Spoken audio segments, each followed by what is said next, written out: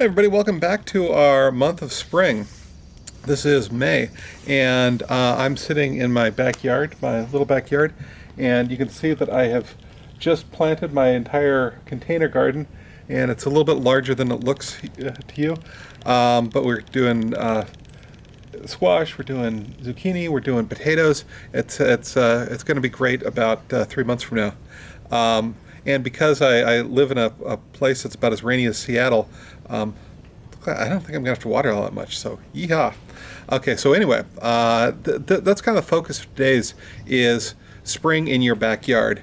So in my backyard, we're talking about a lot of rain as we saw in yesterday's video, and a lot of plants coming up, dogs.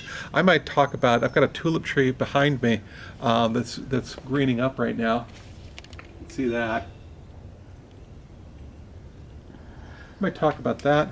But it's just those sort of day-to-day observations that you make about the places around you.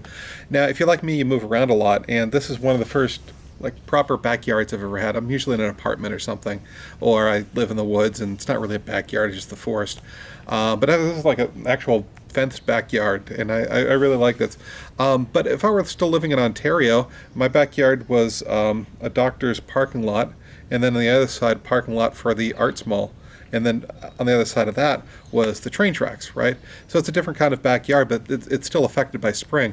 I remember coming out one spring morning and seeing a rat, and the rat, we were both maintained eye contact, and it was just the most, I don't know how to say it, it's like a charming little rat, and he was just kind of made me giggle a little bit, and he looked at me and he did this, and then he ran off. It was really funny. And so that might be the thing. It doesn't have to be like some sort of obnoxious cliche that you get in the Hallmark greeting store. It can be, just what is it that you observe about spring? What are these things? Good, the bad, whatever. Oh, by the way, I'm really loving your poetry. I know Tom Thomas is posting. Other people like me, it's not your name, so I'm not sure exactly who you are. But I really have been enjoying it. It's a nice way for me to wake up every morning and take a look at that wonderful poem. So thank you, Tom. Thank you, everybody else. And I hope you keep posting. If you want, you can put your name at the bottom. Although maybe you want to have something a little bit more private. I don't know. Okay, so anyway, do the poem, and I will see you tomorrow.